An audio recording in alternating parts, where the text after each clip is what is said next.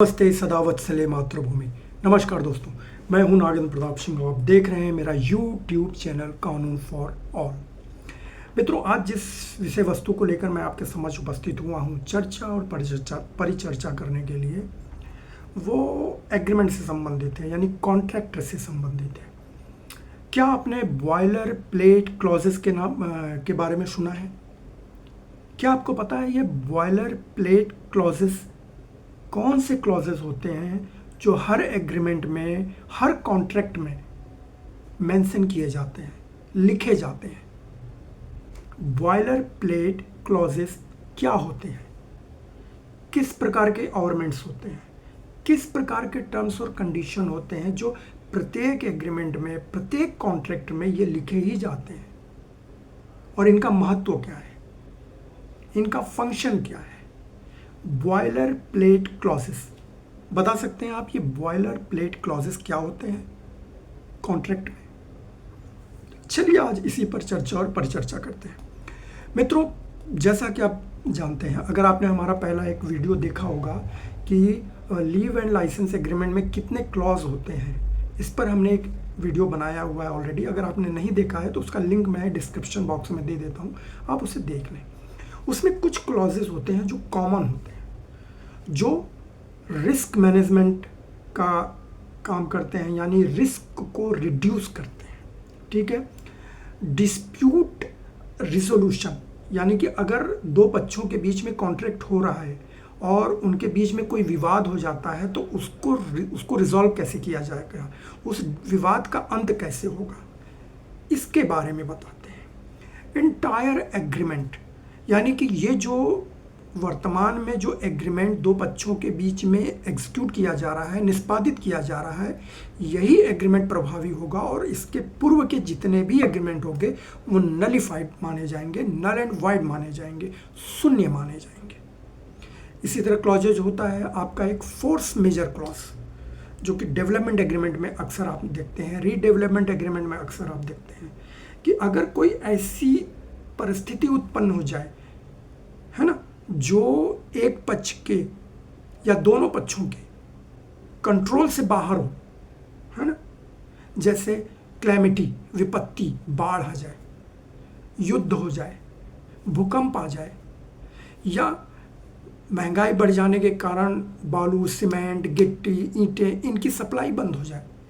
ऐसे बहुत सारी चीज़ें होती हैं जो फोर्स मेजर के अंतर्गत आती हैं। अगर ऐसी चीज़ें हो जाएंगी जो उनके कंट्रोल से बाहर हैं, उनके नियंत्रण से बाहर हैं, तो ऐसे में वो अपने कॉन्ट्रैक्ट में दिए गए ऑब्लिगेशन को पूरा नहीं कर पाएंगे। तो ये एक फोर्स मेजर क्लॉज के अंतर्गत आता है। इसी तरह होता है दोस्तों कंसिस्टेंसी इन ऑपरेशन, ये भी एक क्लॉज होता है जो पार्टीज जो दो पक्षकार होते हैं उनको सहूलियत प्रदान करता है कि भाई आप अपने ऑब्लिगेशन को कैसे पूरा करेंगे। ठीक है। इसके बाद होता है दोस्तों इंटरप्रिटेशन एंड क्लैरिटी, यानी कि अगर कोई टर्म्स या कंडीशन उसमें लिखा गया है तो उसमें जो शब्द उपयोग में लाए गए हैं उस टर्म्स और कंडीशन को लिखने के लिए, उस स्टेटमेंट को लिखने के लिए, उस अवरमेंट को लिखने के लिए, तो उसका इंटरप्रिटेशन क्या होगा। अगर किसी में एग्रीमेंट लिखा गया है तो एग्रीमेंट वर्ड का मतलब क्या होगा, इसकी क्लैरिटी क्या होगी। अगर कहीं कॉन्फिडेंशियल लिखा गया है तो इस कॉन्फिडेंशियल वर्ड का मतलब क्या है, इसका इंटरप्रिटेशन कैसे किया जाएगा, इसकी क्लैरिटी क्या होगी, इसका डिफिनेशन क्या होगा, तो ये भी उसमें लिखा जाता है। इसमें कई बार कॉन्ट्रैक्ट में कॉन्फिडेंस वाले टर्म्स और कंडीशन होते हैं, तो कॉन्फिडेंशियलिटी क्लॉज भी होता है। ठीक है। तो ऐसे कुछ कॉमन जो क्लॉजेस होते हैं, जिसमें सिवरेबिलिटी क्लॉज भी होता है। सिवरेबिलिटी क्लॉज का मतलब होता है कि उसमें कुछ ऐसा क्लॉज होता है जो अगर क्लॉज होता है जो एग्रीमेंट के कुछ क्लॉज अगर नलिफाइड हो जाए तब भी उस क्लॉज का इंपॉर्टेंस बना रहता है। ठीक है। तो एक एग्रीमेंट एक्सिक्यूट हो गया है कुछ टर्म्स और कंडीशन के आधार पे। तो इसके पहले जो कुछ भी बातें कही गई हैं, पहले जो की बातें लिखी गई हैं, पहले जो भी बातें कुछ हुई हैं, निष्पादित की गई हैं, वो इस एग्रीमेंट के आने के बाद नलिफाइड हो जाएंगी, उनका कोई लीगल इफेक्ट नहीं हुआ था। तो इस प्रकार के सीवरेबिलिटी क्लॉज भी होता है, वेबर क्लॉज भी होता है, ठीक है ना।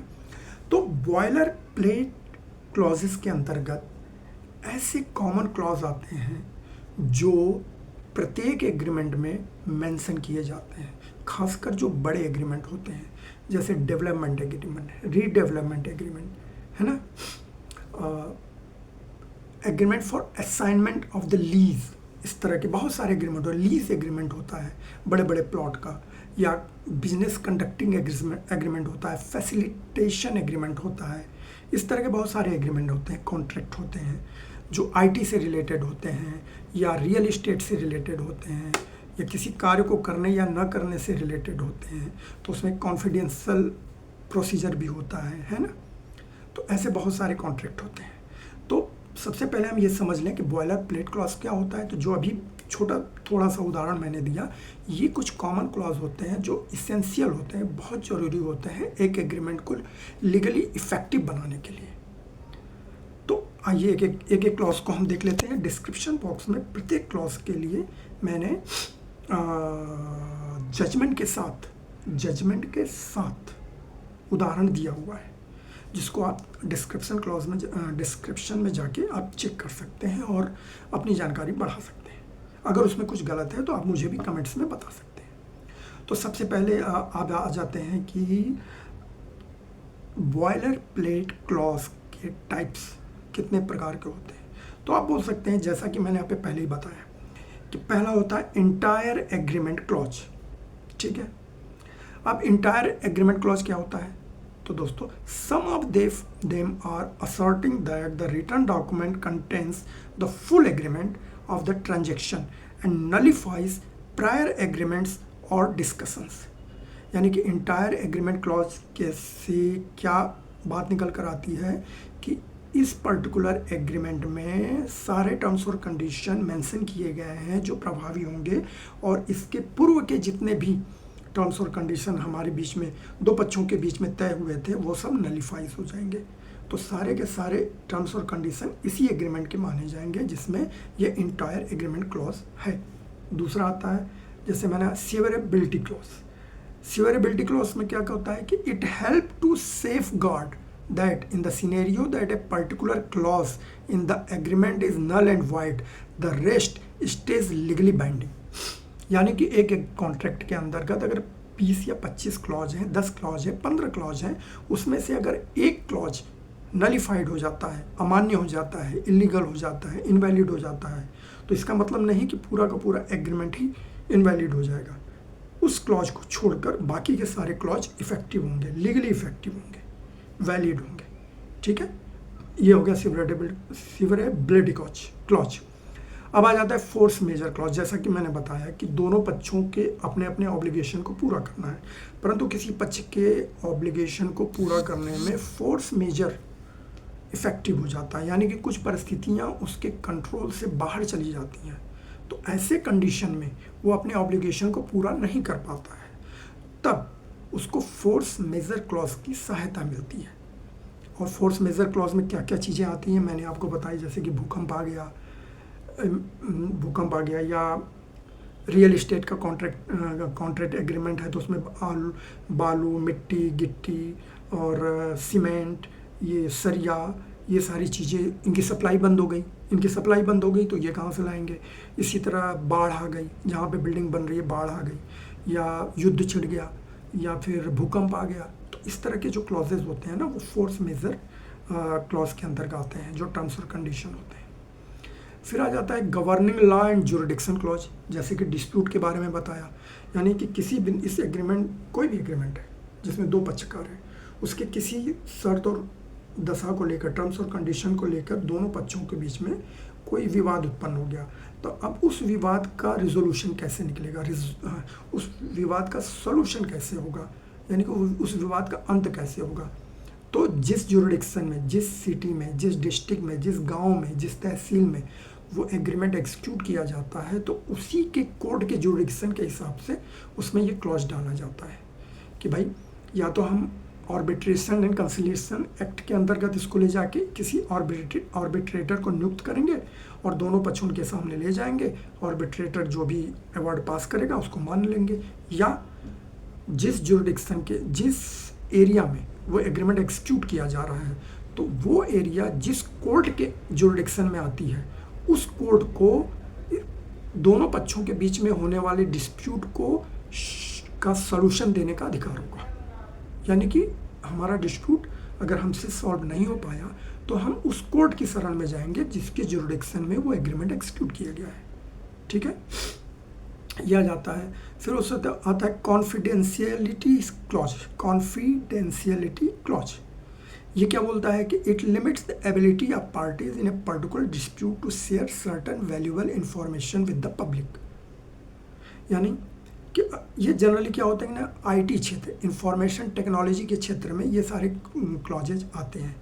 रियल इस्टेट में ऐसे बहुत सारे रियल इस्टेट जो प्रॉपर्टी से रिलेटेड एग्रीमेंट होते हैं उसमें ऐसे क्लॉज कम होते हैं, लेकिन आईटी से रिलेटेड या किसी साइंटिफिक प्रोजेक्ट से रिलेटेड कुछ चीज़ें होती हैं जो कॉन्फिडेंशियल होती हैं, तो उसमें ये कॉन्फिडेंशियलिटी क्लॉज डाला जाता है कि भाई ये टर्म्स और कंडीशन है, इस टर्म्स और कंडीशन के कुछ इस तरह यानी कि 10% तक ही आप पब्लिक में शेयर कर पाओगे अगर डिस्प्यूट हो गया तो, और हो गया तो, नहीं तो आप इस एग्रीमेंट में जो भी टर्म्स और कंडीशन है, जो भी ट्रेडमार्क है, जो भी पेटेंट है, जो कुछ भी फार्मूला वगैरह है, मेडिकल के क्षेत्र में भी इस तरह की कॉन्फिडेंशियलिटी होती है, तो जो कुछ भी होगा आप उसको पब्लिक में नहीं ले जा पाओगे, यानी पब्लिक को बता नहीं पाओगे, ये बांधा जाता है। ठीक है, डिस्प्यूट रिजोल्यूशन क्लॉज के बारे में आपको बता ही दिया हमने। तो ये कुछ ऐसे होते हैं क्लॉजेज जो हर एग्रीमेंट में होते हैं और हर एग्रीमेंट में, हर कॉन्ट्रैक्ट में होने ही चाहिए, ताकि एग्रीमेंट के टर्म्स और कंडीशन का इंटरप्रिटेशन और उस इंटरप्रिटेशन की क्लैरिटी रहे, है ना, जियोपॉर्डी ना हो, यानी कि भ्रम की स्थिति ना रहे कि मैं एग्रीमेंट का एक पक्ष एग्रीमेंट का मतलब कुछ और समझे और दूसरा पक्ष एग्रीमेंट का मतलब कुछ और समझे, ऐसा नहीं होना चाहिए। तो उसमें डिफाइन कर दिया जाता है इंटरप्रिटेशन करके कि एग्रीमेंट है तो उसका एग्रीमेंट का मतलब क्या होगा, कॉन्फिडेंशियल वर्ड है तो कॉन्फिडेंशियल वर्ड का मतलब क्या होगा, कॉन्ट्रैक्ट है तो कॉन्ट्रैक्ट का मतलब क्या होगा, ठीक है, जुरिडिक्शन है तो जुरिडिक्शन का मतलब क्या होगा, इस तरह की चीज़ें उसमें होती हैं। तो बॉयलर प्लेट क्लॉजेस के बारे में हमने जाना कि बॉयलर प्लेट क्लॉजेस होते क्या हैं, इनका महत्व क्या है और इनका स्कोप क्या है। क्षेत्र के बारे में तो आप जानते ही हैं कि जो बॉयलर प्लेट क्लॉज आपके एग्रीमेंट की लीगलिटी, वैलिडिटी, ऑथेंटिसिटी को बढ़ाने के लिए सहायक होते हैं। ये जितने भी बॉयलर प्लेट क्लॉज होते हैं जिसको हमने अभी डिस्कस किया, जिसमें आप फिर से एक बार देख लें तो इंटायर एग्रीमेंट क्लॉज होता है, सेवरेबिलिटी क्लॉज होता है, फोर्स मेजर क्लॉज होता है, गवर्निंग लॉ ज्यूरिडिक्शन क्लॉज होता है, कॉन्फिडेंशियलिटी क्लॉज होता है, डिस्प्यूट रिजोल्यूशन क्लॉज होता है। ठीक है, ये सारे क्लॉज जो आ जाते हैं वो बॉयलर प्लेट क्लॉज कहलाते हैं और ये प्रत्येक कॉन्ट्रैक्ट में पाए जाते हैं कॉन्ट्रैक्ट के नेचर के अनुसार, यानी एग्रीमेंट के नेचर के अनुसार ये सब पाए जाते हैं। इन्हीं को हम बॉयलर प्लेट क्लॉज कहते हैं। आप पूछिए किसी से भी, जो भी रियल प्रॉपर्टी में, रियल एस्टेट में या डॉक्यूमेंटेशन के क्षेत्र में, नॉन लिटिगेशन फील्ड में जो लोग प्रैक्टिस करते हैं, जो लोग उसमें इन्वॉल्व हैं, उनसे आप पूछिए कि बॉयलर प्लेट क्लॉज क्या होते हैं, वो बता सकते हैं। परंतु नॉर्मली अगर आप किसी अधिवक्ता से पूछें, एडवोकेट से पूछें, तो बॉयलर प्लेट क्लॉज बताना बहुत मुश्किल है ना। तो दोस्तों, मुझे पूरी उम्मीद है कि बॉयलर प्लेट क्लॉज के बारे में जो हमारा डिस्कशन हुआ है वो स्पष्ट होगा और इससे बहुत जानकारी मुझे भी बढ़ी और आपको भी बढ़ी होगी। और इससे संबंधित और कोई भी जानकारी है तो आप मुझसे साझा कर सकते हैं कमेंट्स के जरिए। और बाकी जजमेंट के साथ मैंने उदाहरण डिस्क्रिप्शन बॉक्स में दिया हुआ है, आप उसे पढ़ सकते हैं। तो मिलते हैं अगले वीडियो में। खुश रहिए, मुस्कुराते रहिए। नमस्कार।